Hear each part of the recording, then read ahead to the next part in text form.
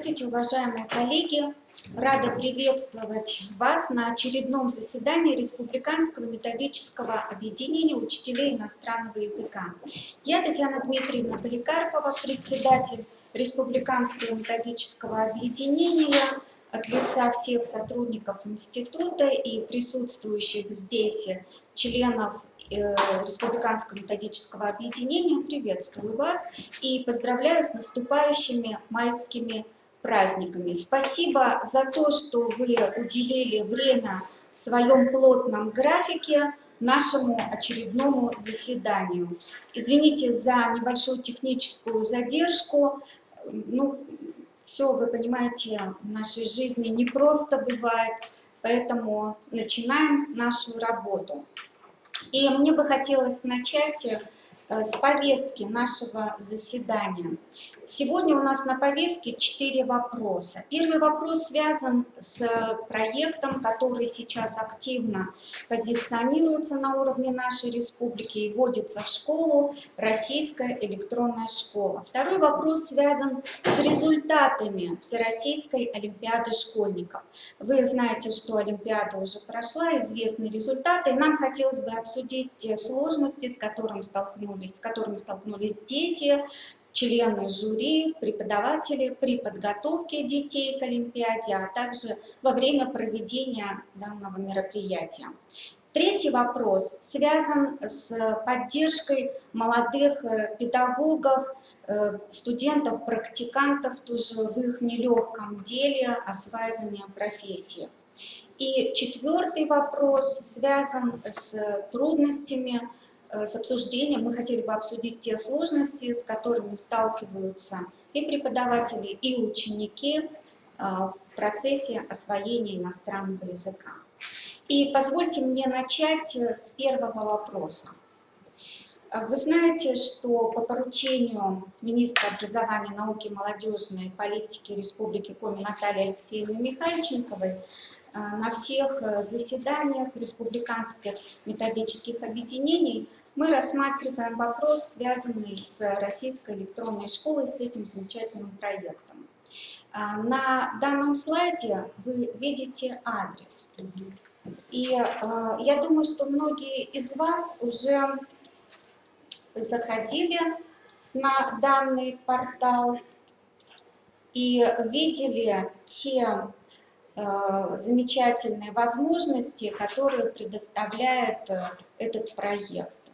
Здесь на вкладке есть предметы, и хотелось бы продемонстрировать, что все предметы легко, навигация легко осуществляется. Я, например, открыла предмет французский язык. Здесь у нас есть разделы, мы можем выбрать класс, выбираем 5 класс. Здесь все хорошо, замечательно, мы можем посмотреть, как это все работает.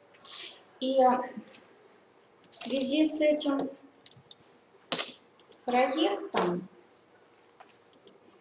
хотелось бы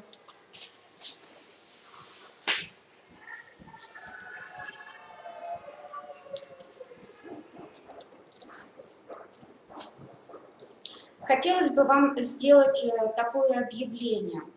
В рамках данного проекта в 2018 году будут разрабатываться уроки для 1-4 классов, 10-11 классов, и разработчики данного портала и модераторы этого проекта приглашают учителей иностранного языка включиться в разработку этого проекта. В данный момент формируются творческие группы педагогов, которые готовы принять участие в данном проекте и выступить разработчиками сценарных мероприятий, уроков, к тем материалам, которые будут размещены на данном проекте. И дело в том, что сроки уже ограничены, в течение июня все материалы должны быть размещены. И здесь работа по написанию сценарных планов уроки, надо сказать, что она оплачивается договорами ГПХ, но, наверное, это не главное, а главное то, что работа эта творческая, она интересная, хотя и трудоемкая.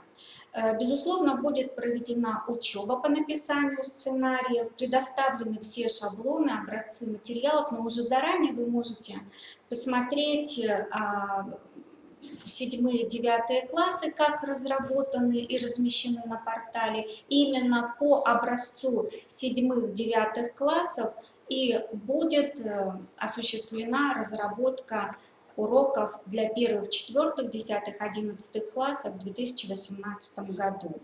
И если вы или кто-то из ваших коллег хотят принять участие, войти в состав творческих групп, то вы можете обратиться к контактному лицу, это Волынчук Наталья, модератор этого проекта, и адрес здесь на сайте размещен.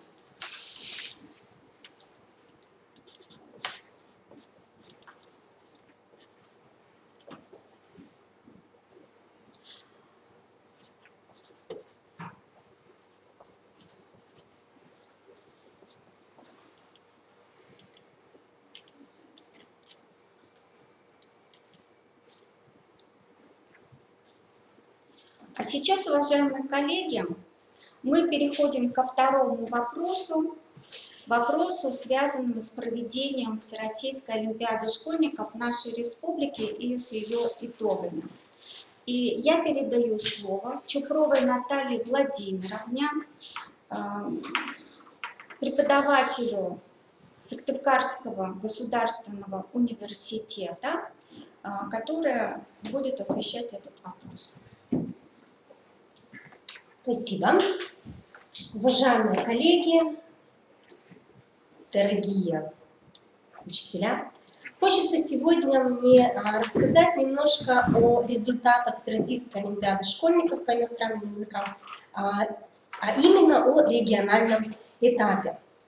Ну, все мы знаем, что целью олимпиады является выявление развития учащихся творческих способностей, интереса к научно-исследовательской деятельности в области лингвистики. Также это поддержка одаренных детей, развитие готовности и способностей школьников осуществлять речевое общение на межнациональном уровне. И данные задачи, цель Олимпиады, задачи Олимпиады очень хорошо проявляются в самих конкурсах, в самих заданиях. Олимпиада по иностранным языкам проводится по единой для всех участников модели, то есть учащиеся 9-11 классов выполняют одни и те же задания, и критерии оценивания одни и те же.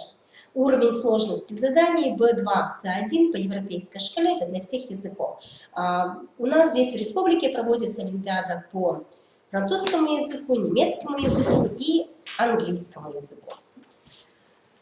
Олимпиада проходит в 2 дня. Первый день – это письменные конкурсы, второй день – это конкурс устной речи.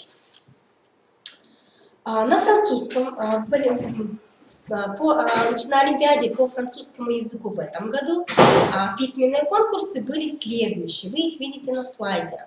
И время, которое отводилось, также здесь указано, и количество баллов. Конечно, иногда время и количество баллов оно может отличаться. Да? То есть 1 год, например, за лексико-грамматический тест может быть 30 баллов, другой год может быть там, не знаю, 40 и так далее. Да? Значит, к письменным конкурсам французский язык относились лексико-грамматический тест, понимание устного текста, понимание письменных текстов и конкурс письменной речи. На немецком языке конкурсы были следующие: лексико-грамматическое задание, лингвостроноведческая викторина, задание по чтению, аудирование и письменные сочинения. Английский язык, письменные конкурсы, было 3 письменных конкурса, это конкурс понимания устного и письменного текстов, лексико-грамматический тест и задание на проверку уровня сформированности социокультурной компетенции и конкурс письменной речи. Ну, как уже сказала, иногда количество, время отличается из года в год, и количество баллов тоже. Трудности, которые вызвали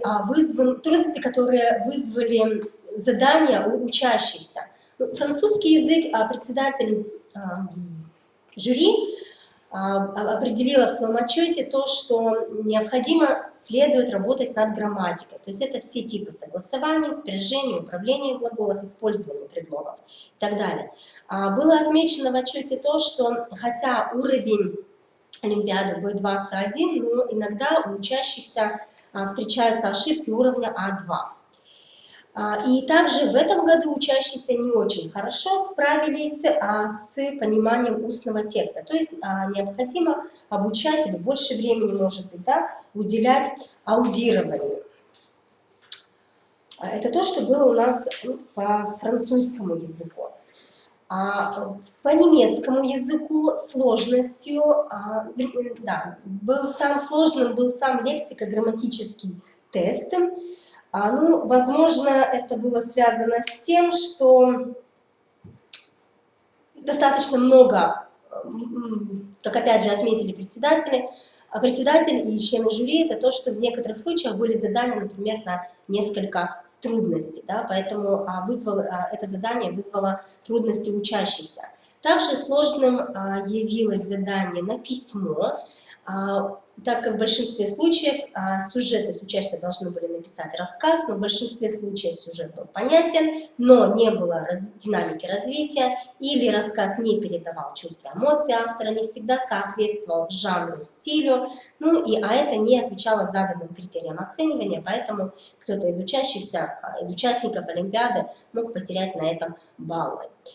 Ошибки по немецкому языку, которые встречались, это основные грамматические ошибки, такие как склонение прилагательных, употребление артикля, порядок слов в придаточном предложении, управление глаголом. В письменном сочинении члены жюри отметили такие ошибки, как сочетаемость слов, использование устойчивых выражений и языковую интерференцию. Более, наверное, подробно я расскажу о трудностях, которые встретились участникам Олимпиады по английскому языку, так как я сама работаю, являюсь членом жюри, председателем жюри по именно Олимпиаде по английскому языку. В конкурсе Listening and Reading, это у нас задание на чтение и аудирование, тут представлено 3 задания. Самым трудным было задание интегрированное, там, где учащимся необходимо было прослушать, сначала прочитать отрывок лекции, затем прослушать на эту же тему отрывок лекции и затем выполнить задание. То есть у нас задания отдельно на аудирование, отдельно на чтение в целом были выполнены неплохо. Вот это вот интегрированное задание вызвало трудности. Наверное, потому что зачастую участники Олимпиады не готовы выполнять такого рода задания. Конечно, мы видим, что задания сложного уровня, высокого уровня, и поэтому некоторые задания, они, конечно же, выходят за рамки обучения школьной программы. Второе задание, это у нас Use of English. Здесь у нас входило 4 задания в этом году. Значит, на слайде у меня написано задание и некоторые, то есть те сложные моменты, которые встретились как раз учащимся. Первое задание, это было задание на трансформацию. Нужно было трансформировать исходное предложение так, чтобы употребить данное задание слова в данной грамматической форме. И те ошибки, которые мы заметили, например, то, что учащиеся не всегда обращают внимание на то, что, как в данном случае, this местоимение стоит в единственном числе, они пишут глагол are, то есть глагол ошибочный. То, что у меня здесь ошибочно, я выделила курсивом. Не всегда, то есть сложная грамматика, такая как модальные глаголы и условные предложения, то есть модальность в условных предложениях, да, должен был быть. Да. Здесь, например, встречается, не очень хорошо, наверное, всем знакомо, поэтому учащиеся не совсем правильно употребили. Ну и также здесь мы видим, например, неправильная форма глагола. Учащиеся как раз вот эти условные предложения, так называемые conditionals в английском языке, они вызывают очень много трудностей. Ну, здесь мы видим это и примеры, как as I wish, да, то есть I would rather, тоже неправильно. Последний пример, had I not fallen, там он тоже был связан с условными предложениями, и там в некоторых случаях возникает инверсия. Учащиеся не были знакомы, они написали как обычные предложения совершенно в правильном грамматической форме, то есть в правильной грамматической структуре, подлежащей сказуемой, что в данном случае является ошибкой. Также учащимся здесь, мы видим, не были знакомы, например, предлоги. Да? Takes pride of писали, хотя надо было in. То есть данное задание показало то, что не все грамматические и сложные лексические единицы знакомы учащимся. Второе задание было на редактирование, то есть был дан текст, и нужно было убрать лишние слова из текста, если они были. Если их не было, значит, они отмечали, что в этом месте нет неправильных лишних слов. С этим заданием, хочется сказать, участники Олимпиады неплохо справились, но важно отметить то, что они не всегда правильно переписывали слова. Ну, вот, как здесь, например, у нас дан пример. И в этом задании в некоторых местах орфография, то есть учитывалось это, в некоторых нет. Если, например, в этой строчке не было больше никакого такого слова, да, то есть, предположим, надо было for написать, они написали far. Если в строчке больше нет такого слова, то это засчитывалось как правильный ответ. Ну а если, например, еще какое-то такое слово было, то, конечно, уже не засчитывалось, потому что неизвестно, какое слово они выбирали. То есть, здесь хочется сказать, наверное, несколько раз сегодня об этом скажу, что не всегда у нас учащиеся и участники Олимпиады, в частности, обращают внимание на задания, то есть не всегда правильно читают, не всегда внимательно, извините, читают задания. Третье задание было достаточно сложным, оно было на словообразование. Нужно было образовать английские слова от иноязычных корней. Ну и тут у меня дан пример. То есть у учащихся была дана табличка, в которой было дано заимствованное, то есть слово, корень, вернее, иноязычный, английское значение данного корня, какая часть речи должна быть, сколько букв должно быть в слове, и затем было дано предложение. Ну и вот один пример здесь дан, да, то есть нужно было учащимся вспомнить, узнать, что это глагол intervene, да, то есть получается, что, конечно, достаточно сложное задание на словообразование. Ну, такое задание в этом году в первый раз у нас встречалось, и можно сказать, что не все участники Олимпиады справились с этим заданием. Следующее, четвертое задание, это на соответствие определения социолингвистической компетенции участников Олимпиады. То есть нужно было соотнести названия американских штатов городов с их происхождением. Ну и вот как здесь, например, даны, допустим, были даны города, нужно было сказать, какое это происхождение. Да? Французское происхождение, испанское, греческое. Также там были такие варианты, как происхождение американское, то есть от американских индейцев произошло, или, допустим, есть такой же город с таким же названием в Великобритании и так далее. То есть на самом деле, конечно, вариантов было больше, ну и городов больше. Задание тоже достаточно сложное. И, конечно же, то есть мы видим, что вот из этого конкурса Use of English, ну, наверное, третье, четвертое задание, конечно же, задание высокого уровня, да, и поэтому получается, что, то есть первое, второе тоже, но первое, второе, наверное, где-то чаще у нас все-таки еще встречается, третье, четвертое нет, я говорю о школьной программе, поэтому получается, что когда мы готовим учащихся к Олимпиаде, например, регионального этапа, приходится с ними отдельно, дополнительно работать, готовить их, потому что это задание достаточно высокого уровня. Следующий конкурс, третий конкурс, письменный, который у нас был в первый день, это нужно было написать рассказ по фотографии с использованием первой фразы. И были даны дополнительные критерии, которые учащиеся должны были выполнить при написании своего рассказа. Обязательно они должны были описать персонажей, включить прямую речь, должна была быть обязательно эмоциональная концовка, а также были даны 5 слов, которые должны были быть правильно использованы в рассказе. Но хочу сказать, что в этом году это у нас были рассказы. Рассказы такого формата не было уже давно, в последние годы был формат написания отчета, в этом году это был рассказ. Ошибки, которые мы увидели, когда проверяли данные работы. Ну, во-первых, несоответствие объему. Объем он тоже был указан, и опять же это говорит о том, что у нас не всегда ученики читают полностью всю инструкцию, то есть прочитали основные моменты и остановились на этом. Не всегда рассказ был по фотографии. Ну, видать, учащиеся начинали писать, воображение играло, и поэтому они уходили от самой фотографии. В некоторых случаях не было деления на абзацы, отсутствовала прямая речь. Конечно, тоже можно объяснить это, наверное, тем, что в последнее время все то, что мы пишем без прямой речи, потому что это такие формы письменного высказывания, а здесь же это рассказ, поэтому, конечно, обязательно прямая речь. Ну и пунктуация при прямой речи в английском языке отличается от русского языка, и тут тоже были ошибки.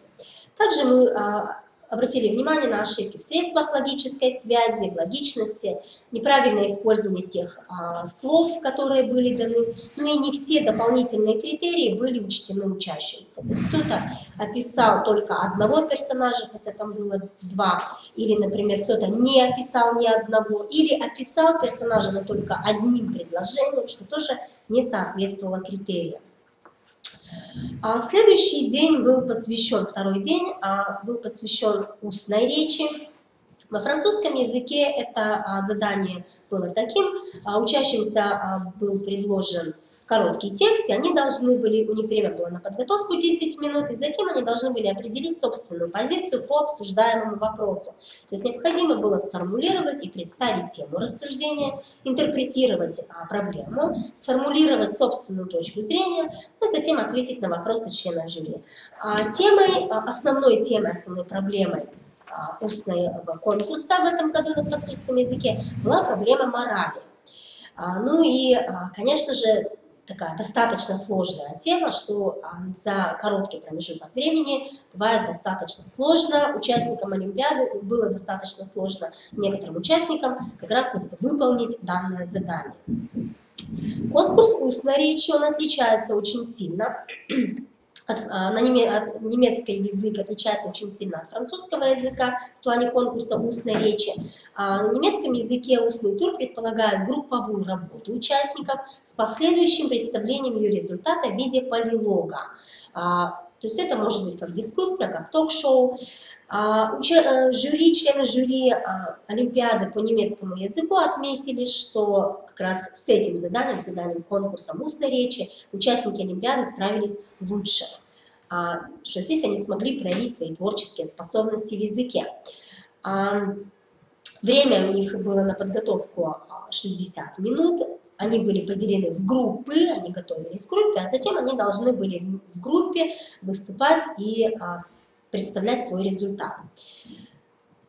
Конкурс устной речи на английском языке тоже отличается от всех остальных, от предыдущих языков французского и немецкого. В английском языке конкурс устной речи выглядит таким образом.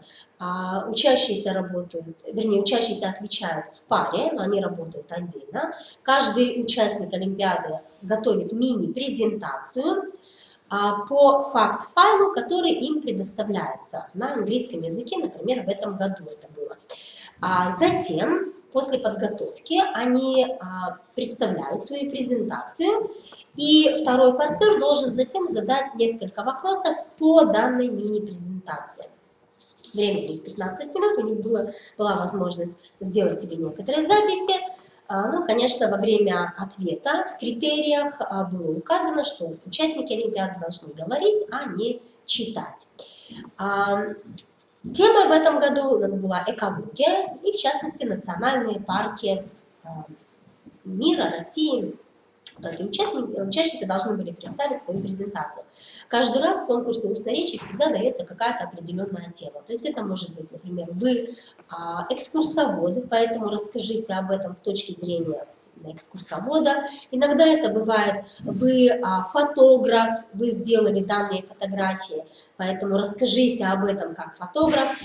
И здесь тоже хочется сказать, что не всегда участники Олимпиады обращают на это внимание. Зачастую у них выглядит мини-презентация просто как монологическое высказывание. Ошибки, которые были как раз вот по английскому языку, это то, что то есть, не умеют правильно организовать монологическое высказывание, то есть нет вступления, нет заключения. Неправильная аргументация была. Что касается вопросов, то есть беседы, они не всегда умеют вести беседы, и вопросы задают не по теме, не по заданию. Там важным моментом прямо в задании участникам Олимпиады указывается, что они должны задать вопросы об информации, которая не прозвучала в презентации. Очень часто вопросы звучали именно по презентации, то есть данная информация уже была. И поэтому таким образом участники Олимпиады тоже теряли определенные баллы. В этом году, так как это у нас была экология, национальные парки, там было очень много названий животных, растений, географические названия, поэтому трудностью было неправильное как раз и произнесение географических названий, названий цветов, животных, неправильно произносят цифры. Вот это тоже такая очень важный момент, на который хочется обратить внимание. Из грамматических ошибок хочется отметить, что в устной речи присутствовали ошибки в артиклях, согласование существительного со сказуемым. Ну и вот конструкция there is, there are, которая является базовой конструкцией, но почему-то в этом году в первый раз мы отметили, что вот эта конструкция как раз почему-то либо забылась, да, то есть неправильно использовали ее. Также все члены жюри мы отметили, что учащиеся невнимательно читают задания, поэтому они как раз вот упускают такие моменты, что нужно задать вопросы дополнительные, которых не было в информации, не было в презентации. Или такой момент, в каком виде надо составлять эту презентацию, да? То есть в какой роли, какая ситуация дана.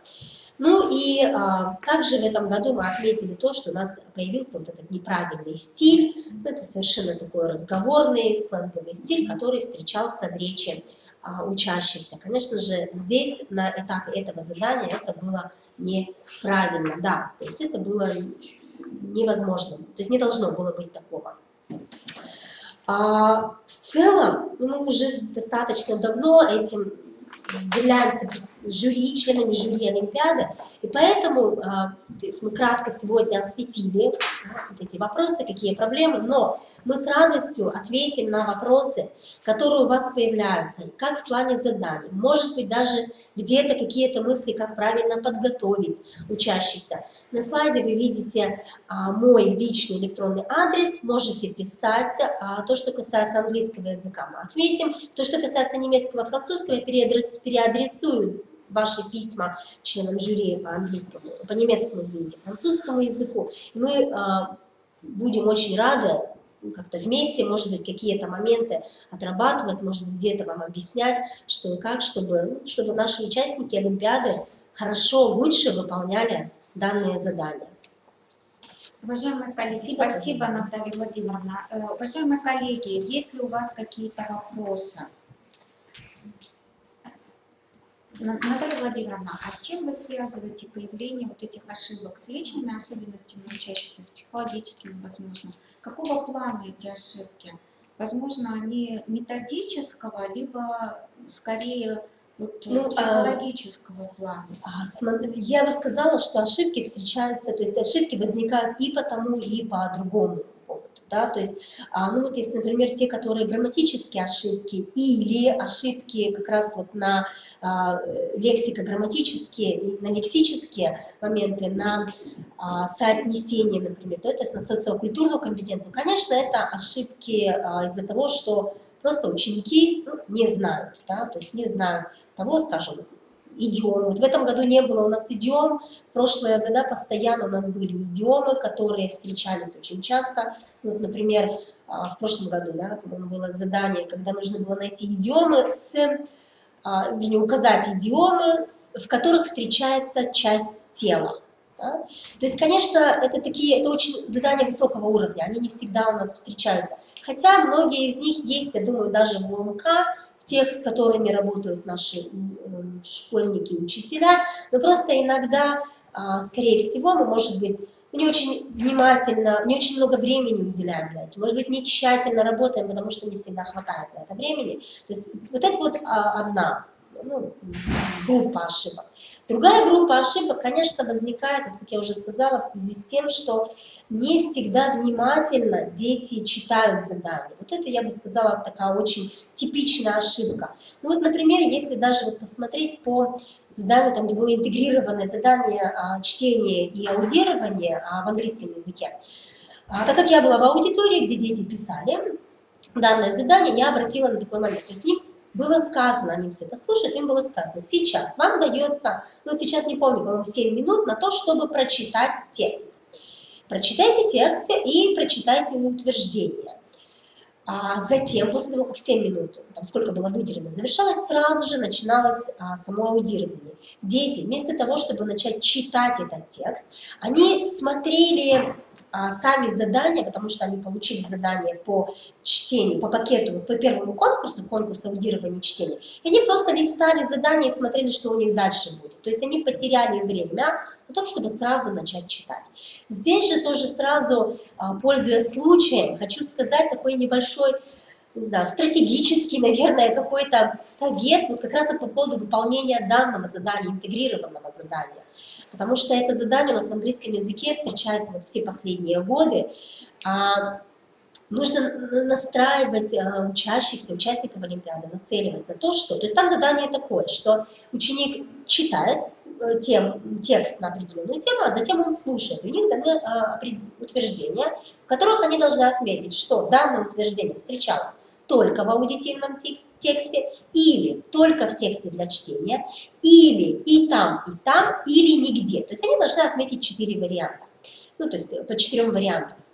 И вот здесь такой вот совет, который хочется при подготовке. То есть они сначала читают текст. Пусть они сразу, то есть они работают с текстом и с утверждениями, так как они обычно работают при чтении. Читают текст, читают утверждение, сразу отмечают, есть это в чтении или нет это в чтении. Ну вот, например, допустим, скажем, с правой стороны отмечают прочтение, да, сразу ставят плюсиком, плюс, плюс, минус, минус, ну и так далее. Затем они слушают аудитивный текст на эту же тему, смотрят на эти утверждения и с левой стороны, предположим, отмечают тоже плюс, минус, плюс, минус. И затем у них уже видно, если и там минус, значит они отмечают той буковкой, где, что этот текст, это утверждение не встречалось нигде. Многие дети так не делают, то есть они просто слушают, они ничего не отмечают, затем они читают, ничего не отмечают, затем они слушают, ничего не отмечают, а потом им надо все это вспоминать. Конечно, это сложно. Конечно, есть и дети, у которых особенность такая, что они лучше запоминают, когда они просто слушают. Такое тоже есть, но, наверное, таких детей не такое большое количество. Вот это вот вторая группа, вторая группа причин, почему возникают ошибки. То есть не всегда внимательны, всегда могут сконцентрироваться. То же самое связано со временем, например. Ну, на сегодняшний день у нас мы все в основном привыкли, дети у нас тоже без часов, сотовые телефоны, а здесь сотовых телефонов нет. Хотя есть часы в аудитории, на которые, то есть и детям определяется и предупреждают, когда у них заканчивается время, но, видать, то, что они привыкли все-таки к своим каким-то мобильным телефонам, поэтому они очень нервничают, вот этот вот, тоже возникает такой момент. Ну и, конечно, нервное состояние, стрессовая ситуация, она тоже есть, особенно, наверное, ну это в письменном, конечно, тоже, но и, наверное, в устном, потому что напарник у них выбирается методом случайной жеребьевки. То есть они не знают друг друга, и поэтому, конечно, им бывает сложно провести беседу и так далее. То есть я бы сказала, вот эти вот 3, наверное, такие большие группы причин, которые приводят вот к нашим вот этим вот ошибкам. Ну, да, конечно, естественно, момент жеребьевки – это случайный момент, здесь дети ничего заранее не могут предусмотреть, но мне кажется, то, что вы назвали до этого момента, да, вот такие ошибки стратегические, можно сказать, организационного плана, то мне кажется, что здесь нужно обращать при подготовке детей внимание именно на их умение организовывать себя, рассчитывать время на то, чтобы прочитать инструкцию и незамедлительно приступить, да, не теряя отведенного вот этого небольшого количества времени к заполнению, если уже это из контекста возможно. То есть вот эти вот ошибки, которые обозначены не случайно, сегодня мы говорим о тех трудностях, которые испытывают дети при обучении иностранному языку. Безусловно, сейчас речь идет скорее об одаренных детях, о детях с повышенными, да, возможностями в изучении иностранного языка. Но, тем не менее, вот такие стратегические ошибки, они встречаются везде. В том числе, наверное, и в наших замечательных экзаменах, да, ОГЭ и ЕГЭ. Потому что то, что касается неумения читать инструкцию, зачастую приводит вот к тем неверным, абсолютно верно, тем нежелаемым результатам, которые мы получаем уже при подведении итогов всех этих конкурсных и вот таких экзаменационных мероприятий.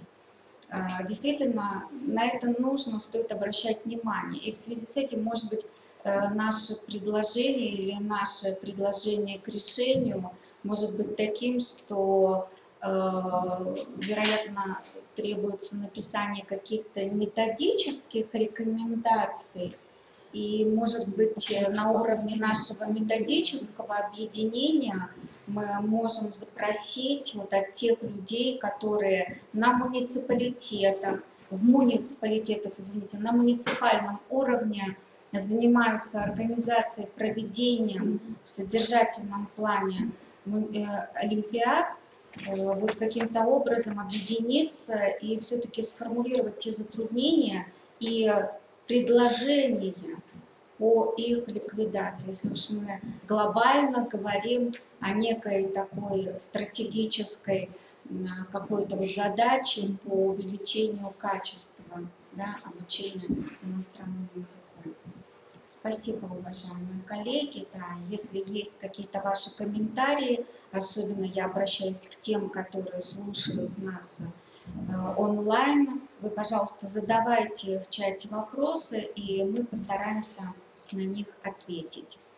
А сейчас мы снова предоставляем слово Наталье Владимировне. Так случилось, что она сегодня наш основной докладчик, наш основной модератор всех вопросов. И она сейчас нам будет рассказывать о той методической поддержке, о том методическом сопровождении, о тех сложностях, которые встречаются при сопровождении молодых педагогов и особенности у студентов-практикантов. Я думаю, что здесь у нас опытные учителя, мне вот здесь уже сигнализируют, что непосредственно у присутствующих в нашей аудитории есть студенты-практиканты, и нам есть что сказать по этому поводу.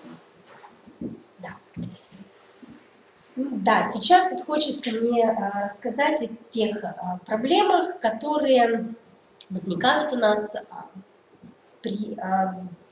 возникают в тот момент, когда наши студенты проходят практику, педагогическую практику, производственную, сейчас она у нас называется, производственная педагогическая практика в школе. Ну, как уже сказала Татьяна Дмитриевна, я работаю в Сыктывкарском государственном университете, Институте иностранных языков, и поэтому, конечно же, эта проблема достаточно хорошо известна, наверное, да? Мне. Поэтому хочется рассказать, вернее, поделиться и обсудить с вами некоторые моменты, потому что мы очень надеемся на вашу помощь, уважаемые коллеги, потому что не всегда, то есть здесь, конечно же, практика в школе, конечно, здесь мы без вас никак не сможем обойтись. Прежде всего, хочется отметить, что в настоящее время реализуются образовательные программы направления подготовки педагогическое образование уровень бакалавриат. И используется практикоориентированный подход. То есть в дипломе у нас нет сейчас, да, нету такого понятия учитель, то есть у нас идет бакалавр, выходит, да? А практикоориентированный подход означает то, что на сегодняшний день работодатели участвуют в оценке профессиональных и социально-личностных компетенций выпускников. В связи с этим у нас в Институте иностранных языков 50% членов государственной итоговой аттестации – это работодатели. Также работодателями осуществляется экспертиза наших образовательных программ. И с этого года мы пытаемся внедрить такой момент, что работодатели участвуют в реализации части образовательной программы, в частности, блок «Современный урок английского языка», который является составной частью курса «Методика обучения иностранным языкам», реализуется работодателями. Все это делается с одной целью – исключить расхождение между теоретической и практической подготовкой в ВУЗе и осуществлением профессиональной деятельности в школе. Конечно, в институте нам приходится, мы должны рассматривать теоретические вопросы, мы должны рассмотреть традиционные алгоритмы работы, пути работы над тем или иным видом речевой деятельности, аспектом речи, классические традиционные упражнения. Ведь без этой классической методики преподавания иностранных языков мы не сможем построить ничего нового, инновационного. Новые технологии, новые тенденции нами тоже изучаются, мы их тоже применяем. И в частности, как раз вот российская электронная школа, этот проект нами тоже используется. Мы используем данный портал во время занятий, при подготовке во время занятий методики обучения, да, там достаточно интересные приемы, которыми можно воспользоваться, которые можно адаптировать для определенного урока, например, и так далее. Да, то есть, поэтому очень хороший проект, которым мы уже пользуемся. Но мы все понимаем, что педагогическая практика является одной из самых важных составляющих формирования будущих педагогов. Ну и, к сожалению, да, сегодня мы сталкиваемся с определенными проблемами. Первая, очень важная такая большая проблема, это то, что у нас нет, как раньше, финансирования учителя-методистов. Мы все понимаем и соглашаемся, что работа со студентом отнимает много сил, много времени. Конечно, она должна каким-нибудь образом оплачиваться, но, к сожалению, такой формат практики является стандартным у нас сейчас на территории России. То есть мы не можем никак оплатить учителям-методистам ничего.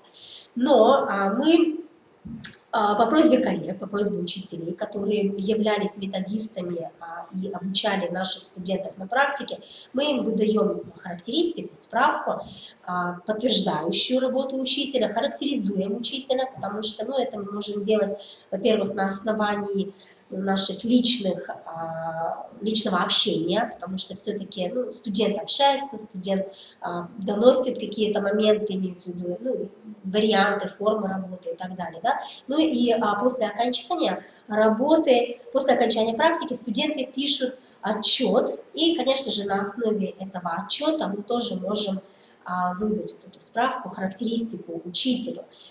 Но так как все-таки основного вот этого финансирования нет, то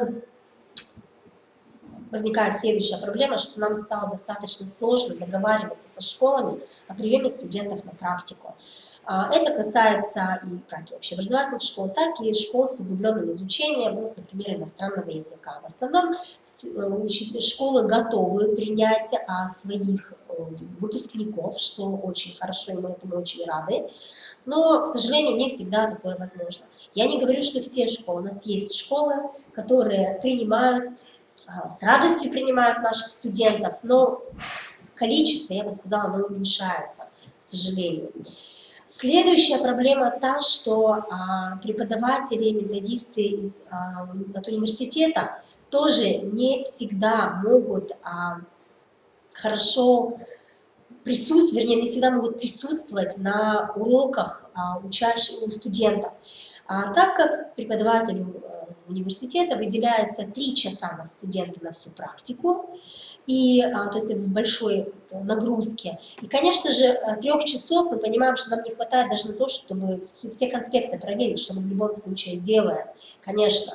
Но на то, чтобы пойти и посетить уроки, к сожалению, мы этого не можем. Поэтому у нас следующая проблема возникает, это то, что не всегда есть вот эта обратная связь. Конечно, раньше, когда мы сами ходили в школу, эта обратная связь, она всегда присутствовала, поэтому вроде как теснее, что ли, мы работали, связывались. Ну и, конечно же, еще одна проблема, тот факт, что на сегодняшний день студенты, которые идут только на практику, они не мотивированы на педагогическое образование, к сожалению. Но когда наши студенты возвращаются с практики, огромное большинство, я бы сказала, 90% студентов в своих отчетах, а также они сейчас пишут у нас эссе «Моя педагогическая философия», и вот как раз сейчас наши студенты 4-го курса вернулись с практики, у них вот идет процесс оформления отчетов, отчетной документации, и поэтому я успела уже прочитать их отчеты и эссе у некоторых, и очень многие, 90%, я бы сказала, пишут, как им понравилось работать в школе, и что если они сомневались до того, что пойдут ли они в школу работать, то сейчас сомнения пропали. Но, конечно, мы понимаем, что не все возвращаются мотивированными, не все, ну и может быть это и хорошо, потому что не все студенты, конечно, могут, опять же, ну, то есть как-то вот раскрыться, может быть, да, хотя хотелось бы, раз они все-таки на педобразовании учатся, чтобы они затем шли в школу, нам нужны учителя. Ну и, как уже говорила, следующей проблемой является то, что мы бы хотели очень наладить обратную связь со школами, в которых наши студенты проходят педагогическую практику, чтобы своевременно выявлять, устранять возникающие проблемы. Может, мы даже можем на основе вот этой вот обратной практики где-то изменять, совершенствовать содержание наших образовательных программ и предметов. Но в листе экспертной оценки, который у нас отмечают, то есть оформляют учителя, студенты возвращают нам, это как характеристика, то есть равняются характеристики. В основном мы видим только оценки. Отлично, да, никаких замечаний, все было хорошо. Конечно, тоже понимаем, что написание каких-то таких отдельных моментов, это требует времени, требует сил. Но, к сожалению, без этой обратной связи мы не знаем, что нам надо скорректировать в нашей работе. Поэтому вот эти вот, ну, основные моменты, которыми хотелось бы. Каким образом это сделать, ну вот пока не знаю. Я также, то есть, в предыдущем моем выступлении был электронный адрес. То есть если у вас есть какие-то мысли, то, пожалуйста, пишите, мы очень открыты на то, чтобы рассмотреть эти вопросы. Также, конечно, у нас возникают, то есть, студенты, выпускники, которые только уходят со школы, они с нами общаются первое время, по крайней мере, они нам пишут, приходят, спрашивают совета, как, что им лучше сделать. Да?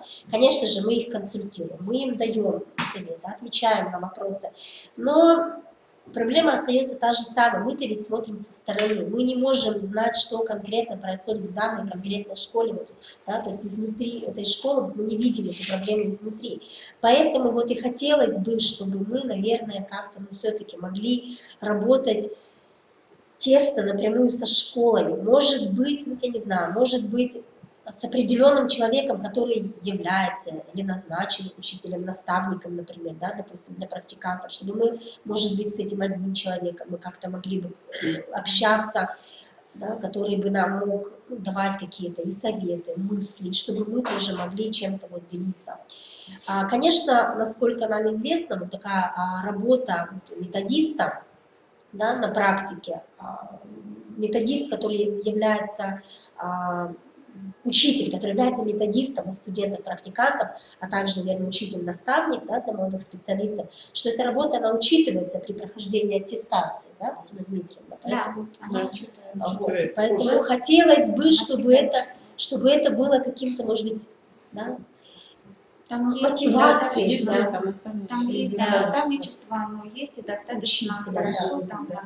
Поэтому, может быть, да, то есть, может быть, если кто-то вот не знает, то вы имеете в виду, а мы вам, то есть для этого, то есть те документы, которые нужны будут, скажем, ну вот у нас, например, есть, оформляется, сейчас, наверное, правильно назову документ, который называется «Справка сведений о руководстве, практикой», да, и так далее. То есть на основе этого мы можем написать и характеристику, и справку, и так далее. Поэтому очень большая просьба к вам. То есть у вас у всех есть чем поделиться практическими, да, какими-то советами с нашими студентами. Поэтому, конечно же, это вот хотелось бы, чтобы как-то вот мы вместе работали. Что касается методической поддержки, да, то есть молодых специалистов, учителей иностранных языков, в целом мы готовы проводить семинары по тематике, да, которая актуальна, совместно, может быть, с методом ведения, может быть, да, с институтом развития образования. То есть мы готовы. Единственное, что нам нужно знать, то есть какая тематика, что вас интересует, что бы вы хотели узнать от нас, может быть, да? Вот. Также у нас есть такой следующий момент, который тоже как-то мы можем прийти к какому-то решению, использовать для себя. Это ведь мы все наши студенты каждый год пишут так называемые выпускные квалификационные работы, то, что раньше называлось дипломной работой. И в прошлом году мы решили, то есть мы сделали такой шаг, мы написали в школы, обратились в школы с просьбой, чтобы нам написали, какие темы являются актуальными, да, для школ, чтобы мы не просто писали дипломные работы и куда-то то ходили, да, а чтобы они куда-то, чтобы учителя получили эти конкретно готовые какие-то, пусть небольшие, но все же разработки, которые могут помочь учителю. Но, к сожалению, мы ответов не получили, в общем, поэтому мы, опять же, сами выбрали темы, но хочу сказать, что очень интересные ведь пишут и студенты работы, очень интересными являются их наработки. Например, в прошлом году у нас, за то, что я помню, конечно, было много, но одна студентка писала как раз о том, как можно организовать этап целеполагания на уроках иностранного языка на иностранном языке, что мы знаем, что он достаточно важен, да, сейчас по современным стандартам. В то же время он достаточно сложным является для нас на иностранном языке это организовать, чтобы этот этап он мотивировал учащихся на работу. И во время защиты выпускной квалификационной работы комиссия, то есть представители работодателя отметили пользу, нужность этой работы. Но, к сожалению, вот тут возникает у нас проблема, мы не знаем пока, мы можем решить, как мы можем поделиться этими наработками с большим кругом учителей, потому что защита ВКР, выпускных квалификационных работ, проходит в конце июня, начале июля. Затем студенты — это уже выпускники, мы их собрать на какую-то общую конференцию, к сожалению, уже не можем. Ну а из-за проблем, то есть авторских прав, конечно же, мы не можем тоже рассылать эти работы. Но если бы у нас были, например, пожелания, допустим, если бы была заявка, что мы хотим, чтобы была вот такая работа, то, насколько мне известно, затем, то есть если есть заявка, то эта работа, она каким-то образом должна вернуться, кто подает эту заявку, да, то есть кто получает. Вот. Конечно, мы были бы рады, и очень нам хочется, чтобы не только мы сами в своих вот этих вот моментах варились, хочется, чтобы хочется с какими-то мыслями с вами поделиться. Конечно, хочется от вас услышать интересные мысли. У нас в этом году были уже конференции, на которых рассказывали, да, то есть наши коллеги приходили, учителя, рассказывали интересные моменты, наработки, которые у них есть. Но хочется, наверное, чтобы как-то, может быть, не знаю, более продуктивно, чтобы нам очень хочется быть теснее связаны со школами, потому что таким образом наша работа, она не будет так, что в институте одно, а в школе другое, потому что у нас одна единая общая проблема. Мы все заинтересованы в том, чтобы в школу к нам приходили хорошо подготовленные, мотивированные молодые специалисты. Ну и еще такой момент, это в связи с тем, что высшее профессиональное образование, оно переходит на ФКОС 3++, это означает, что студенты теперь будут обучаться в так называемом прикладном бакалавриате, то есть количество времени на педагогическую практику еще больше, то есть она возрастает. И поэтому, конечно же, то есть нам очень нужна ваша помощь. Мы уже и думали о таких моментах, что, может быть, организовать непрерывную практику, какая была когда-то, давно раньше, когда студенты ходили на практику, изучали, наблюдали, делали себе какие-то выводы. Вот. Но пока, конечно, каким образом все это организовать, сделать, потому что тут возникает очень много разных трудностей, мы пока не знаем. Но мы очень надеемся, что сегодня, после этого нашего семинара, появятся интересные мысли, предложения, которые мы рассмотрим, которые мы с радостью будем рассматривать. И я думаю, что мы найдем какое-то решение. Но хочется сказать огромную благодарность тем учителям, тем школам, которые являются нашими коллегами в плане наставничества наших студентов на практике, потому что, конечно, без вас никуда, да, то есть мы не справимся, потому что студенту необходимо сначала пройти практику, прежде чем стать специалистом. Спасибо большое. Спасибо, Наталья Владимировна. Уважаемые коллеги, какие есть вопросы, комментарии? А можно спросить насчет вот как раз заявки, да, например, как-то можно узнать, например, связаться с вами и спросить, какие, например, интересные находки есть, чтобы потом как-то создать заявку. Можно, конечно, да. То есть вы можете написать, мы вам можем сказать, например, какие, допустим, темы в этом году, да, вы посмотрите, что вас заинтересует, да, потому что... А может быть, предложить студентам оформить это в качестве какого-то методического материала и точно так же на сайте, на страничке сайта нашего Республиканского методического объединения размещать эти материалы. И вот на самом деле, тогда мы сохраним и авторство, и каким-то образом студент тоже может позиционировать свою какую-то, уже свой небольшой опыт, пусть свое видение того, как это нужно, получит какие-то комментарии. Спасибо, Татьяна Дмитриевна, потому что, на самом деле очень хорошая мысль, потому что очень часто, когда проходит, например, защита выпускно-квалификационных работ, затем всегда комиссия подытоживает, делает какие-то выводы и всегда делает, например, скажем, вот эта работа может быть опубликована, то есть она является. Вот. А где вот как раз эти вопросы, где нам ее опубликовать? Поэтому я думаю, что мы можем как раз вот момент рассмотреть, потому что мы редко когда затем вот и даже может есть, быть, конечно, полностью работа для того, чтобы сохранить интригу, либо какой-то задел на будущее исследование этого студента, если вдруг он его продолжит, а именно какую-то практическую составляющую, то, что будет интересно, безусловно, и всем практикам, и думаю, даже в качестве того, что интересного студенты сейчас изучают, нарабатывают. Я думаю, что вот этот вот момент как раз вот мы уже, например, в этом году уже можем... Я думаю, что мы должны в этом русле уже работать, объединяться, потому что, а где тогда еще площадка для обмена этого мнения? Давайте сделаем на нашей страничке площадку для такого обмена. В том числе и я призываю всех учителей писать на наш сайт, на сайт КРИРО, и вы знаете, на страничку Республиканского методического объединения с предложениями опубликовать свои материалы. Рецензия будет, не все материалы будут, безусловно, опубликованы. Я вас призываю не заниматься скачиванием материалов.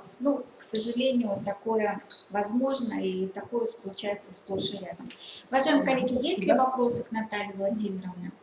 Наталья Владимировна, у меня вот есть вопросы, и даже, это скорее не вопросы, а комментарии в связи с анализом той ситуации, которая происходит с молодыми педагогами. Вы говорили о тех проблемах, с которыми они сталкиваются в школе, или с теми, может быть, вопросами, которые необходимо осветить в плане их обучения. Дело в том, что наш многолетний опыт показывает, и конкурсные мероприятия, даже очень высокого уровня, показывают, что, к сожалению, большинство молодых специалистов методически не умеют выстраивать урок для достижения формирования навыка.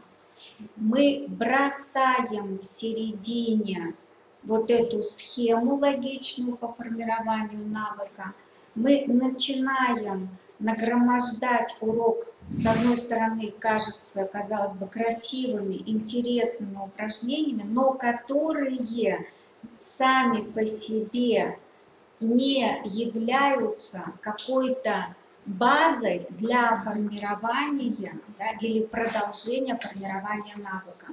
То есть у нас упражнения сами по себе, а не в цельной логической схеме формирования навыка. Вот это вот, к сожалению, сплошь и рядом. И получается, что не создаются условия для того, чтобы у детей этот навык формировался. А дальше мы контрольными работами проверяем сформированность этих навыков, хотя сами не предложили, не создали этих условий, где бы этот навык мог сформироваться. Хотя вот у нас, сейчас скажу вот такой момент, что хотя у нас даже сейчас госэкзамен включает в себя вот такой вот вопрос методический, что сейчас междисциплинарный государственный экзамен, где они должны, вот они получают, скажем, задание, например, формирование грамматического навыка, они должны показать полностью от и до, да, как они выстраивают, то есть как идет формирование навыка от самого начала предъявления до выхода в речь, да, для того же, потом контролировать. Поэтому вот где-то что-то, значит, А если такой спецкурс, может быть, как раз по моделированию, скажем, деятельностных уроков, поскольку сейчас в рамках реализации системно-деятельностного подхода, которая, ну, как известно, является методологической основой стандарта, и об этом уже не стоит сейчас рассуждать, но в том числе вот о тех трудностях, о которых мы говорим, трудностью-то является в том, трудность, извините, заключается в том, что наши молодые специалисты, студенты, они не умеют моделировать деятельностную схему урока. То есть они не знакомы, что такое, что из себя представляет деятельностный урок. Отсюда проблемы с целеполаганием, отсюда проблемы с организацией рефлексии на всех этапах, отсюда непонимание контрольно-оценочной самостоятельности учеников и неумение, да, вот эту контрольно-оценочную самостоятельность формировать и развивать.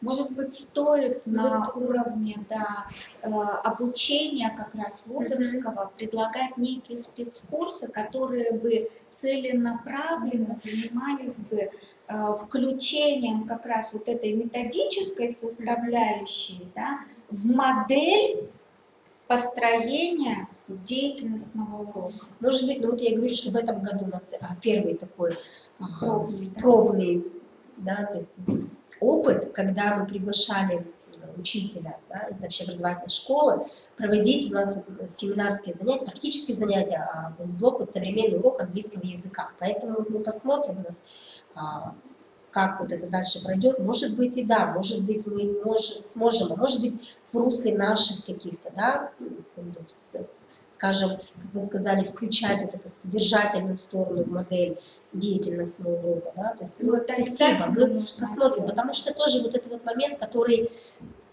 мы, ну, то есть мы как преподаватели не всегда знаем, не всегда слышим, да, вот эти вот, какие проблемы у нас возникают, потому что где-то, наверное, в каком-то уровне мы... Ну и, наверное, основная еще проблема молодых специалистов, то, что когда они погружаются в настоящую, реальную деятельность школы, а не ту модельную на практике, да, конечно, они сталкиваются с проблемой составления документации. Да. И у меня с этим возникает вопрос. Есть ли какой-нибудь спецкурс при подготовке молодых специалистов, который бы был направлен на обучение молодежи написанию рабочих программ учебных предметов? Да, у нас есть спецкурсы, боюсь ошибиться, как он сейчас называется, потому что, ну, суть у нас называлась, потому что в этом году немножко другие названия появились, но вот есть так называемая разработка авторских программ, куда как раз вот, то есть, включалось, ну, вот именно то, как нужно писать рабочие, то есть как нужно писать программа, это несколько другое. Я сейчас говорю, авторская программа это другое, потому что это несколько другая. Это больше связано с внеурочной деятельностью. А дело-то в том, что разработка рабочей программы учебного предмета является, ну, вот составной функциональной обязанностью любого учителя фактически. Это фактически. И получается, что специалисты, которые приходят в школу, и так бывает, к сожалению, случается, что у них нет поддержки коллектива, когда всего один учитель, это в основном сельские школы, но ему необходимо вот эту программу написать. Особенно это случается на каких-то таких переходных, вносятся изменения в стандарты. Сейчас у нас снова, да, грядут изменения, и, соответственно, школьную документацию снова придется приводить в соответствии с теми изменениями, которые произойдут, да, и которые будут, естественно, в школу незамедлительно внедряться. И вот такая мобильность молодого специалиста возможна в разработке, если он в принципе умеет это делать. А мы сталкиваемся, к сожалению, на практике с тем, что наша молодежь этим абсолютно не владеет. У них это умение ни на каком уровне не сформировано. Да, я соглашусь, ну, потому что, опять же, конечно, у нас проблема в количестве часов, потому что у нас часы сокращаются, группы увеличиваются, да, количество студентов. Но спасибо большое, потому что, конечно, это очень важный момент, то есть студенты, выпускники, да, то есть они должны уметь, конечно, оформлять документацию, писать рабочие программы.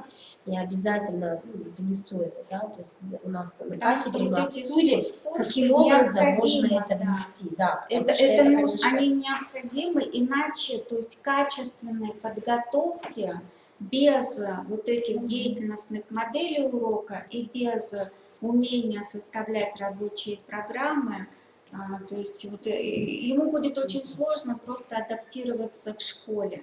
И может быть с этим связано еще бегство в кавычках, да, молодежи из школы, когда, столкнувшись вот с этими сложностями, а этому их не учили. И получается, что такой объем того, что им необходимо освоить, будучи уже принятым, да, на какие-то ставки, их это начинает пугать.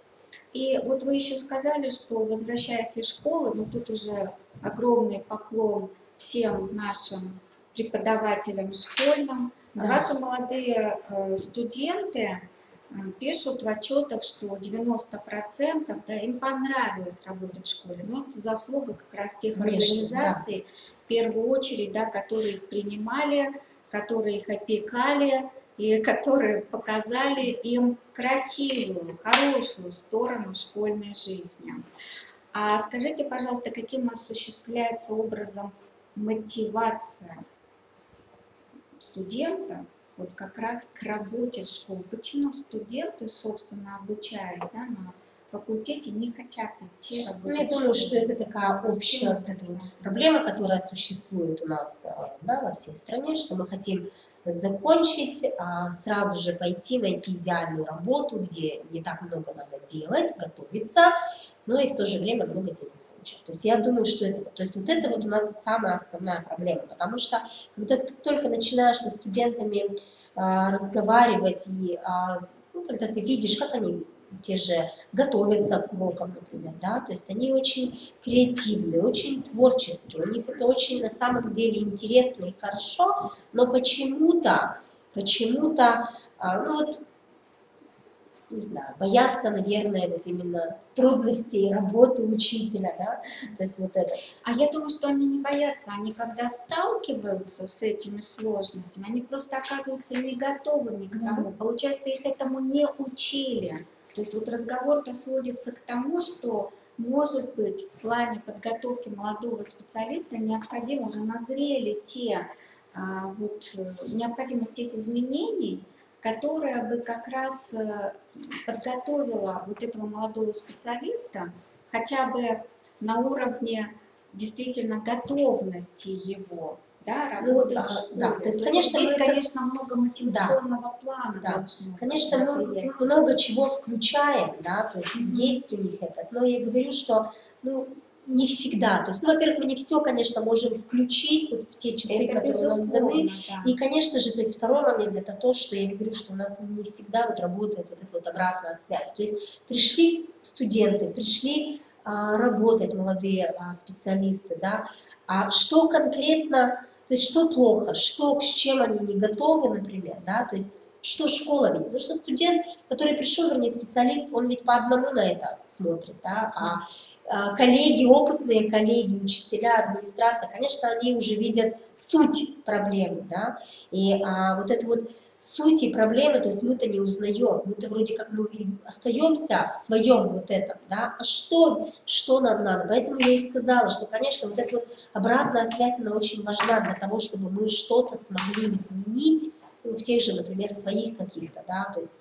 в содержании своих программ, потому что иначе сложно, да. Конечно, то есть без определенных базовых моментов мы тоже не можем. То есть мы не можем ну, начинать, не то чтобы начинать, да, допустим, что-то убрать полностью, какие-то базовые основные моменты и конкретно, то есть что-то конкретное взять, да, потому что ну, без самой основной базы, то у нас, конечно, студент тоже не будет готов.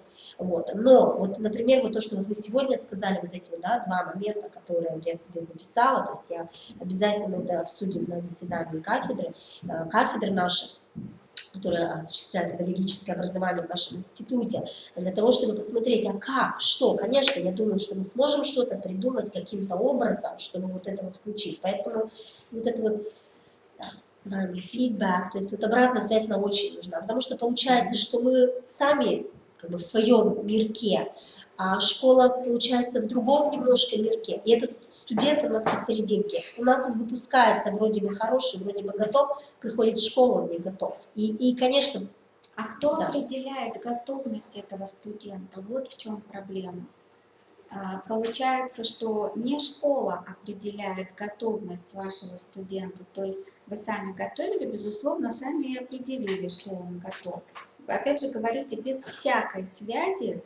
Ну вот, и вот да, ну вот сейчас, да, вот сейчас у нас вот это сейчас уже есть, да, и работодатели, и вот эти, да, поэтому прежде это, конечно... всего, наверное, нужно подумать о том, это, конечно, не к вам лично, да, и, наверное, прежде всего даже не к факультету, а в целом к высшему образованию, к профессиональному образованию, продумать пути вот как раз взаимодействия в плане оценки готовности будущего специалиста к работе по той специальности, по которой его готовили. Это очень важно.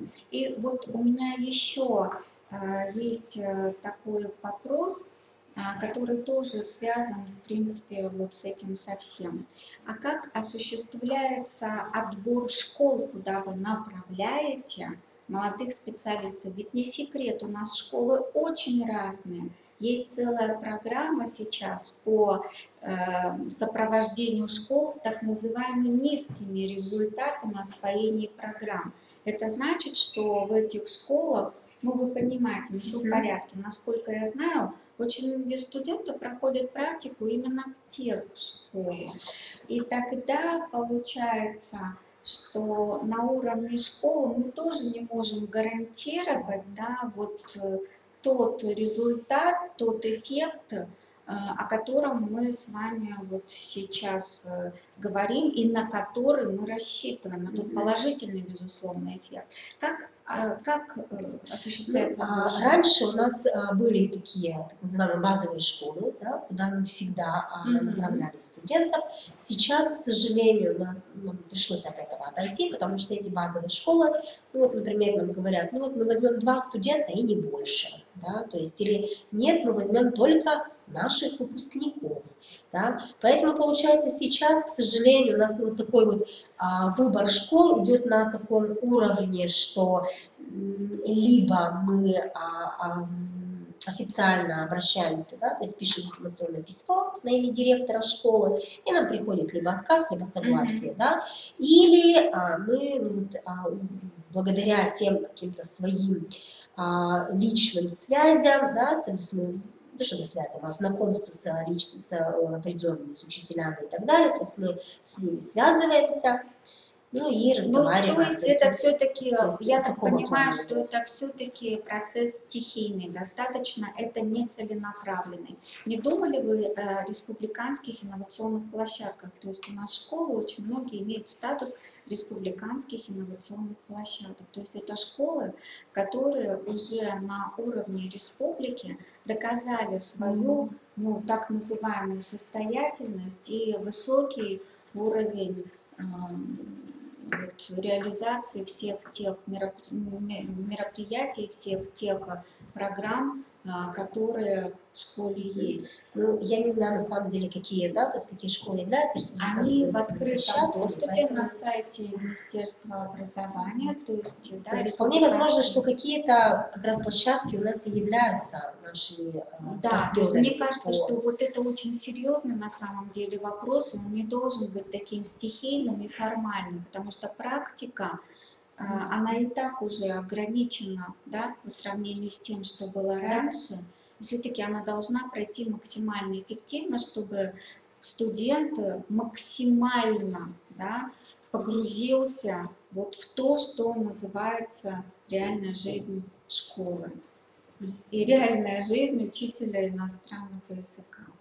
Спасибо, Наталья Владимировна. Есть еще какие-то вопросы? То есть мы озвучили свои какие-то предложения, свои вопросы, которые вот в плане сопровождения молодого специалиста могут быть.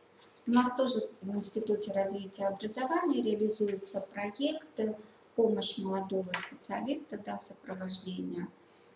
Поэтому у нас каждое лето семинары, вебинары, мастер-классы проводятся и приглашаются как раз молодые специалисты. Просто можно еще реплику? Когда студенты приходят на практику, хотелось, чтобы они приходили, вот если несколько в одну школу идет, чтобы они приходили с едиными требованиями. Потому что когда они приходят и говорят, ну то, что 10 уроков, это понятное дело, нужна пассивная практика, не нужна. У нас всегда Понятно, всегда просто единые студенты требования. озвучивают, я просто говорю, то, что озвучивают, бывают студенты, мероприятий сколько надо, а нужно ли классное, а нужна ли английская, то есть не все точно могут озвучить то, что им надо, и потом получается. Но я съезжу, узнаю, и вот это вот, и потом это выясняется, когда они приходят чисто на вот самом такого. То есть, да, резюмирую, на самом есть деле необходимо, прежде чем студентов отправлять на практику, для разногласия, понятно, что у студентов тоже разное восприятие и уровень их готовности разный, но тем не менее, для того, прежде чем их отправлять в школу, необходимо еще раз систематизировать все требования, может быть, дать в письменном виде, для того, чтобы студентов у них есть установочная конференция, у них есть все. Обмениваться еще личными телефонами или как? У них, у студентов всегда есть программа практики, которую они на установочной конференции, они получают такую установку, что вы приходите и вы программу практики передаете обязательно учителю. Затем мы спрашиваем, куда ли, да. То есть получается, суть-то в том, что у нас нет обратной связи. Поэтому это необходимо наладить, получается. Конечно. Вот поэтому, потому что Чупрова, так и нам нужно всем потому что у нас, да, то есть студенты, они получают, у них есть конференция, на которой все полностью, всем все прописывается, есть документы, которые они получают. У них есть дневник практики, где все прописано. И первый шаг, который мы говорим, то есть вы идете, вы получаете, вы показываете, вы показываете, что вы делаете, что вы должны, что и как. Ну, вот. Уважаемые коллеги, у меня в этой связи есть такое предложение. Конечно, мы на заключительном заседании в июне подведем итоги наших с вами встреч, и нам нужно будет определять уже план работы на следующий год. Я прошу вас подумать, какие вопросы включить, но вот у меня в этой связи, в связи с тем, что у нас так много проблем по этому направлению, предложить вопрос, связанный с наставничеством. Да, я думаю, Потому что это мне было бы очень кажется, хороший что вопрос. с удовольствием включаться и наши коллеги из института, из университета, извините, и мы, представители Института развития образования, и муниципальные, безусловно, наши органы управления, и представители метод объединений муниципальных. Я призываю всех включиться, и учителя, особенно учителя, которые работают в качестве наставников, для того, чтобы обменяться проблемами и, может быть, на уровне нашего республиканского методического объединения создать еще некий такой виртуальный, может быть, какой-то контент вот этого наставничества. Давайте мы об этом подумаем. Мне кажется, что было бы это интересно. Там наши коллеги могут сразу для всех эти единые требования сбрасывать. Этот дневник практики, он может быть в каком-то Да, виде. Да, То есть для того, чтобы любой наставник, да, который, это было бы очень хорошо, мне конечно, кажется, да. мог бы знать, куда он в случае чего затруднений мог бы зайти, сам бы это Обратиться, распечатать, да, посмотреть, и, может быть, даже где-то виртуально оставить какие-то свои Да. комментарии. То есть на Да. самом деле я думаю, что это было бы очень интересно. Да, я думаю, что такой вот институт такого наставничества, это было бы очень интересно и полезно. И полезно, потому да. что на самом деле, да, мы все понимаем, Решение что проблемы. проблема с оплатой – это одна, а с другой стороны есть еще и проблема информационная, когда у нас отсутствие информации также приводит к большим проблемам. Да, То есть одно влечет за другое. Ну, может быть, вот на этом уровне можно было это все организовать. Да. Уважаемые коллеги, ну и в заключение, наверное, нашего заседания хочется подвести итоги по тем трудностям, которые существуют в освоении иностранного языка. И мне кажется, что эти все проблемы мы можем свести, если со стороны ученика, к проблемам трех планов. Да? Это проблемы социального плана. Речь идет о том, в какой среде ученик изучает иностранный язык, да? С кем он взаимодействует, из какого социального круга этот ученик. То есть все то, что в социальном плане влияет на возможные проблемы, которые могут вот в этом плане присутствовать. Следующая, наверное, группа этих сложностей, которые мы можем выделить, это проблемы психологического плана. И здесь речь идет уже о тех особенностях психологических и возрастных, которые также влияют на изучение иностранного языка. И сложности методического плана, которые, собственно, от ученика уже не столько и зависят, а зависят от того содержания и вот от тех методик, которые применяются при его обучении. И если первый, второй план, здесь мы не особо можем влиять на их изменения, мы их учитываем, да, и отсюда вырабатываем индивидуальный подход, то вот план методический, наверное, более перспективен в плане изучения и, опять же, предложений вот в тот другой контент, который мы можем создать, да, по ликвидации вот этих сложностей в освоении иностранного языка. Сложности могут быть какие? Лексического, грамматического, фонетического, какого угодно плана. Да? Это все требует специального изучения, подбора специальных упражнений, чем, собственно, мы можем заниматься, делиться своим опытом. И, безусловно, это все, как мы надеемся, приведет к повышению качества обучения иностранного языка. Пока еще все-таки мы не забываем о том, что в 2022 году иностранный язык мы увидим наших учеников, сдающих иностранный язык в качестве обязательного на ЕГЭ.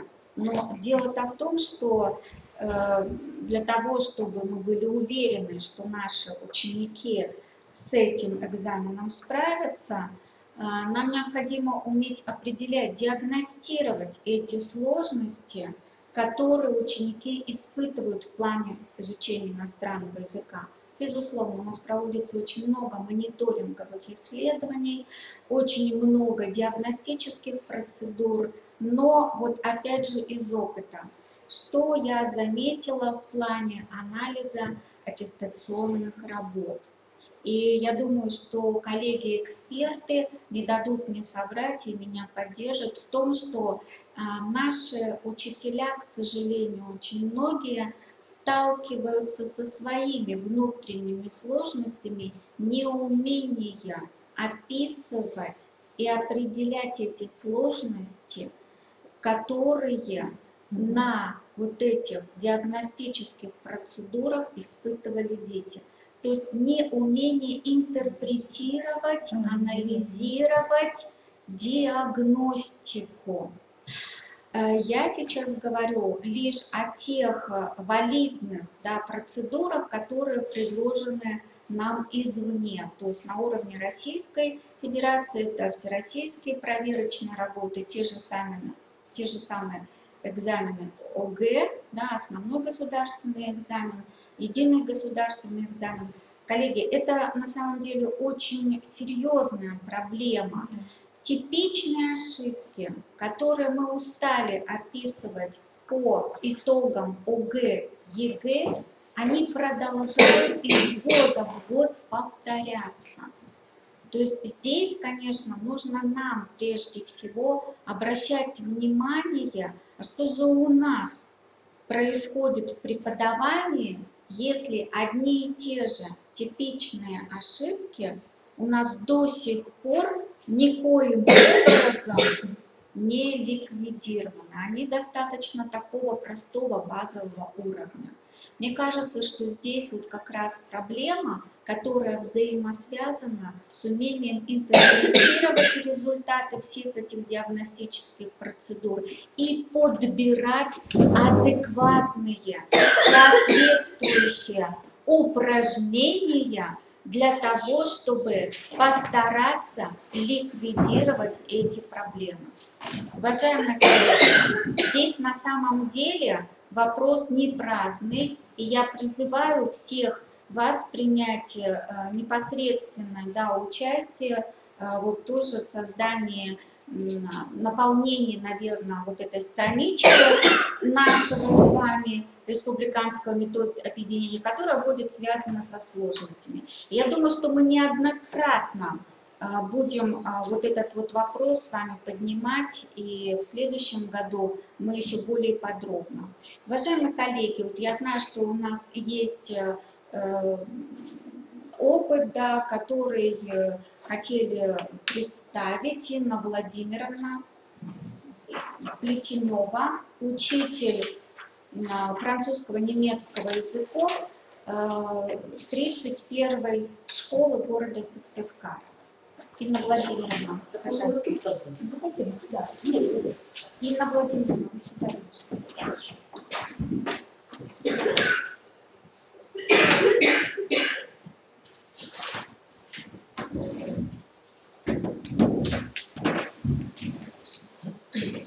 Здравствуйте, уважаемые коллеги. Я хотела бы сегодня немного остановиться на такой проблеме, как трудности в освоении иностранного языка. Иностранный язык, как известно, учебная дисциплина очень отличается от других предметов в школьной программе, и тем самым, очевидно, у учеников появляются некоторые трудности при изучении этого предмета, о которых будет сказано ниже. Очень важно проанализировать трудности, которые возникают у учащихся в процессе изучения иностранного языка и обучения в целом.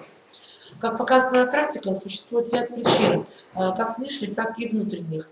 Существует причин социального плана, например, отрицательное влияние семьи, такие семьи, как СОП, семья опасного положения, да, социально опасное положение, отсутствие систематического контроля дома, недостатки влияния сверстников. Не всегда достаточно дифференцированное обучение, но это уже методические ошибки учителя, к сожалению. Порой действительно даже не хватает времени, да, вот, чтобы сделать обучение достаточно дифференцированным. Недостатки, какие-то недостатки учебных пособий. Часто дети с психическими диагнозами обучаются в общеобразовательных классах в связи с отсутствием коррекционных классов в школе, или же нежеланием родителей перевести ребенка в специализированную школу. Причиной неуспеваемости является отрицательное отношение к учению, также отсутствие системы, навыков умственного труда, пробелы в знаниях, умениях и навыках учащихся, вызванных низким уровнем интеллекта и волевых качеств, недисциплинированностью, как результат воспитания в семье.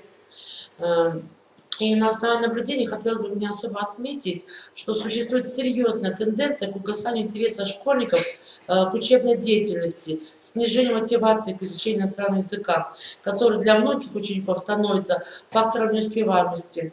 Особенно острая тенденция касается детей, относящихся к так называемой группе риска, которая охватывает довольно большое количество учащихся.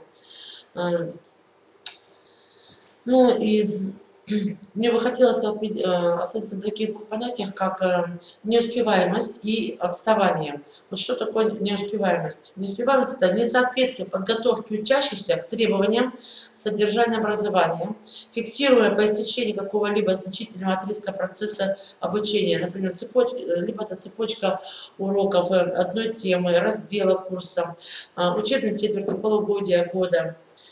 А отставание – это уже невыполнение требований или одного из них, предъявляемых ученику, да, который имеет место на одном из промежуточных этапов внутри того отрезка учебного времени, который служит рамкой для определения успеваемости. Ну и в отношении с труднообучаемыми детьми следует проявлять особенно толерантность и такт, бережно и четко отвечать на поставленные вопросы, то есть создавать ситуацию успеха. Необходимо выработать и применять систему стимулов и поощрений. Ну и на уроках необходимо принять следующие приемы коррекционной работы.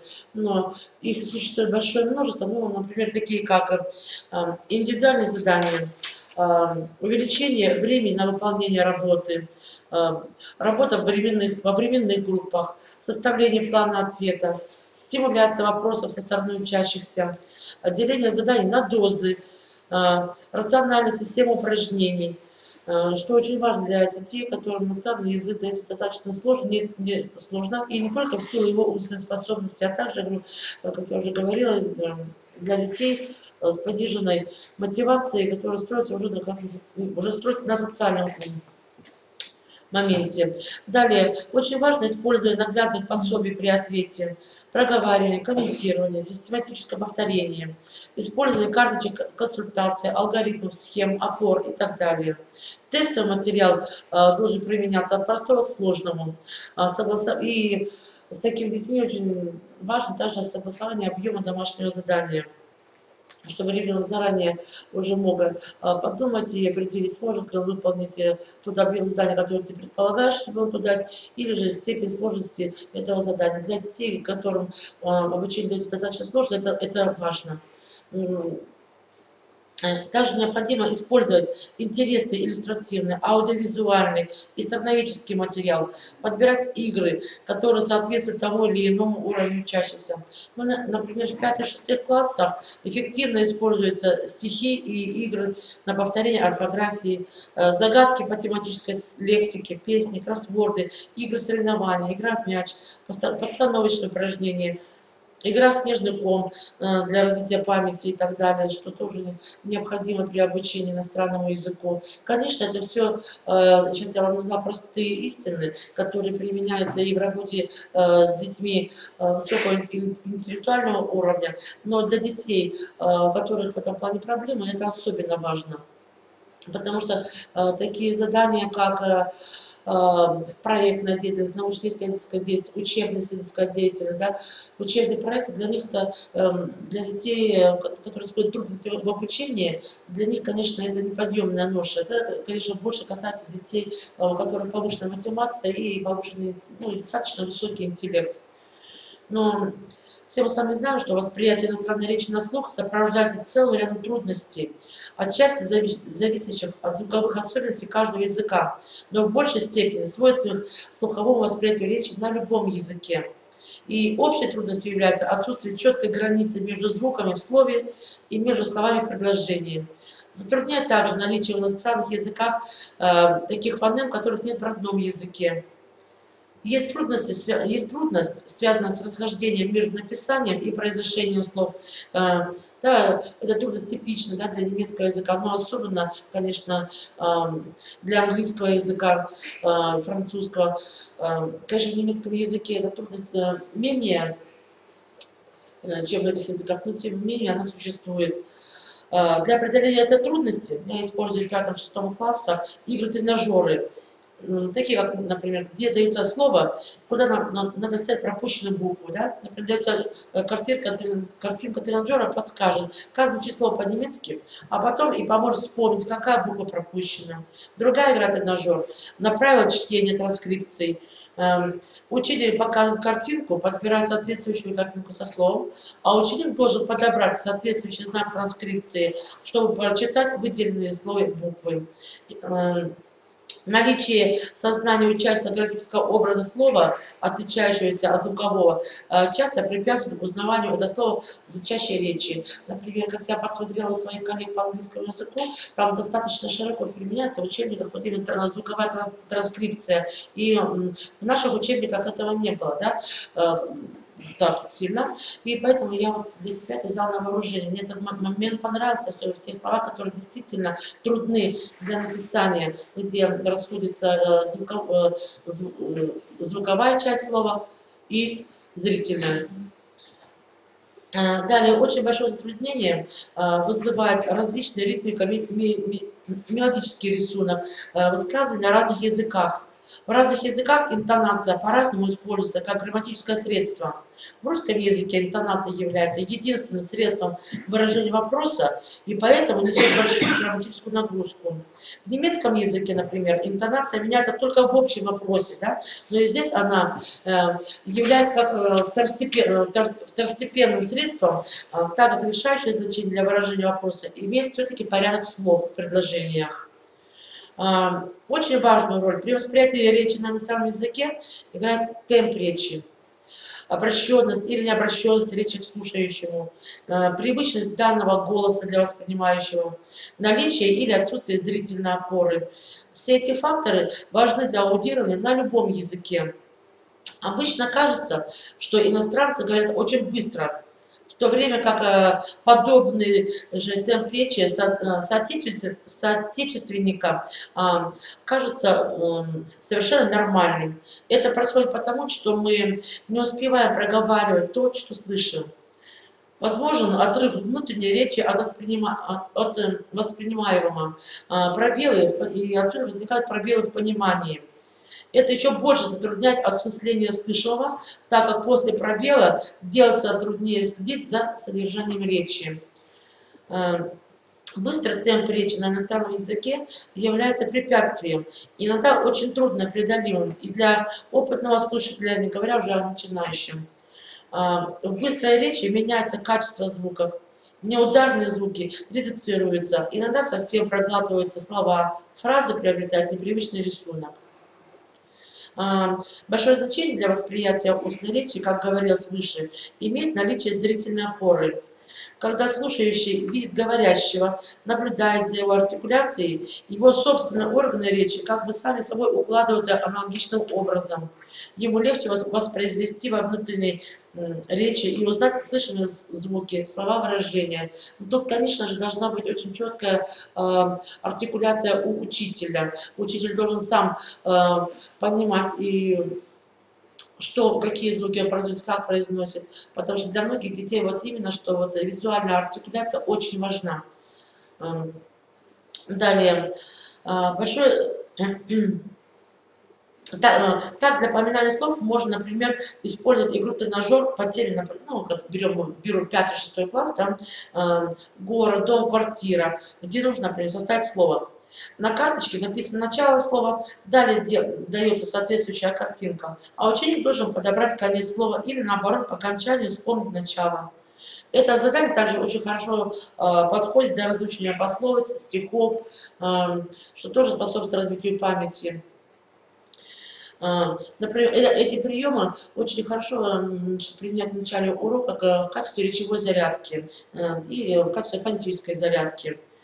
Далее, существуют трудности, связанные с пониманием диалогической речи, которые кроются в быстрой смене тем и необходимости раздваивать внимание между восприятием речи собеседника и обдумыванием своего ответа. И преодоление трудностей, связанных с восприятием речи на иностранном языке, связано также с развитием ощущений. Высокая культура наших ощущений не является врожденной, ее следует специально развивать. А при овладении иностранным языком это приходится делать почти заново. Так как речь на иностранном языке требует подчас таких умений, которые не играли существенной роли при овладении родным языком. Приведенные выше данные о характере процесса восприятия речи на слух и сопровождающих его трудностей позволяет сделать выводы относительно тех умений, которые необходимо развить при обучении, например, аудированию. Да? Это прежде всего умение узнавать на слух усвоенные образцы речи, членить их на элементы. Словесное понимание на иностранном языке сопряжено с целым рядом трудностей, как лексического, так и грамматического порядка. К числу лексических трудностей нужно прежде всего отнести слова, близкие по звучанию, или, например, слова, выражающие парные понятия. Например, отвечать, спрашивать, брать, класть. При преодолении этих трудностей следует использовать иллюстративный материал, наглядность, картинки, чтобы в осознании учащихся закреплялся зрительный образ. В области грамматики, например, вот, в моей практике наибольшее затруднение вызывает расхождение в синтаксическом рисунке фразы, непривычный порядок слов, удаленность друг от друга связанных по смыслу элементов. Например, отнесение отделяемых приставок у глаголов, да, в конец предложения. Значит, также в немецком языке существует, как и в русском языке, в любом иностранном, да, составные сказуемые, которые состоят из двух частей. И вот неспрягаемая часть сказуемая, она тоже уходит в конец. И они могут, получается, часть сказуемого, да, или сказуемая и приставка отдаляться друг от друга одним или несколькими словами. Ну, например, в перфекте, да, в немецком языке, допустим, да, «Im Sommer habe ich viel Neues und Interessantes erfahren», да, летом я узнал много нового и интересного, да, узнал, получается, это односложное прошедшее время, haben, да, haben erfahren, но дело в том, что две части сказуемых, получается, между собой разделены. И тогда особенно детям трудно уловить связь между частями составного сказуемого. Слушающий часто воспринимает его первую часть как самостоятельный глагол. На преодоление этих трудностей рекомендую использовать игру «Тренажер» на составление предложений. Далее, также понимание устной речи иногда осложняется наличием морфологически амонимичных форм. Так, например, в немецком языке различные части речи часто совпадают по форме. Например, прилагательное и наречие в положительной, так и сравнительной степени. Фонетические ошибки отражают нарушения в произношении отдельных звуков, слов, словосочетаний, предложений. Они особенно заметны при чтении вслух. Ну и также можно использовать приемы формирования продуктивных речевых умений с использованием изобразительной наглядности. Например, диалог-расспрос. Происходит написание вопросов разного типа, направленных на отгадывание задуманного. При этом можно использовать изображение людей, животных, предметов, достопримечательностей, пейзажей. Возможно использование различных типов вопросов, предполагающих односложные ответы. Степень развертности ответов определяется учителем. Но опять же, для более слабо успевающих детей ответы проще, лаконичнее, для детей более успевающих фразы могут нарастать. Ну и для работы с труднообучаемыми детьми большую роль играет изобразительная наглядность. И, ну, что тут не буду повторяться, тут много достаточно, да, уже было названо. И упражнения, хотелось бы назвать несколько упражнений, которые часто применяют в своей практике дефектологи. Это, значит, называние отдельных предметов или всего понятия, к которому данные предметы относятся, группировка, наоборот, разделение на группы и так далее.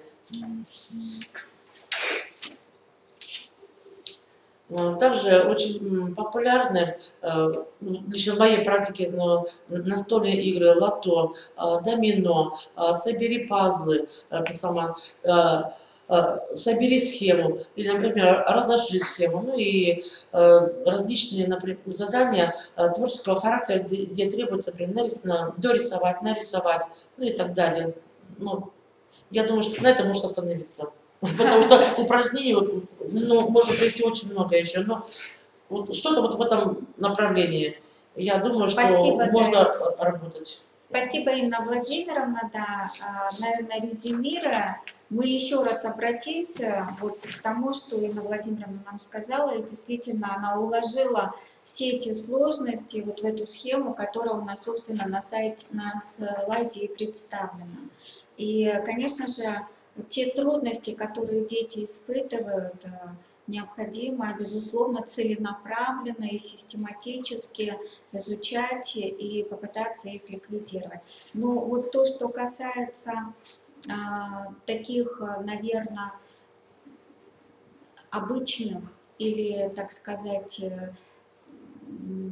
традиционных рекомендаций, это то, что все-таки, несмотря на то, что у нас есть программа, которую мы стремимся освоить во что бы то ни стало, но давайте мы помнить о той методике, которую мы когда-то все с вами изучали, и, надеюсь, мы ее не забыли. Так согласно той методике, нельзя переходить к изучению новой темы, нового грамматического явления, которое повлечет за собой сложности, если предыдущая тема и предыдущее грамматическое явление не были освоены. Зачастую у нас происходит все, к сожалению, наоборот.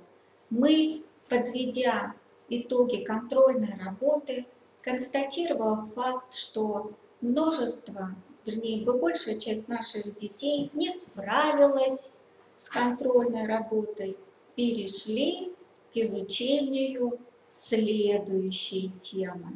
А тот пробел так и остался неосвоенным. И в результате мы и имеем те неликвидированные проблемы, те пробелы, которые обязательно всплывут на последующих аттестациях, которые ребенок в обязательном плане будет в своей жизни проходить неоднократно. И опять же, это все вернется к нам тем бумерангом, что нашу с вами деятельность будут оценивать по тем нехорошим, тем нелицеприятным результатам, которые, собственно, из-за того, что мы забываем основные какие-то методические принципы изучения иностранного языка, то, что мы на них не обращаем внимания, где-то их игнорируем, и мы получаем вот те результаты, которые не совсем всегда нас радуют. Давайте мы тоже эту тему с вами вынесем в какую-то отдельную страничку, в отдельные еще вопросы, мы будем продолжать над ней работать, и надеюсь, что это первый шаг вот такого общего плана, который мы с вами сделали на пути повышения качества нашего образования. Спасибо, уважаемые коллеги. И я объявляю, что заседание нашего методического объединения закрыто. Пишите, пожалуйста, свои комментарии на все вопросы, которые вы зададите. Вы получите ответы. Спасибо. Спасибо большое. Можно дальше? Чё? Да,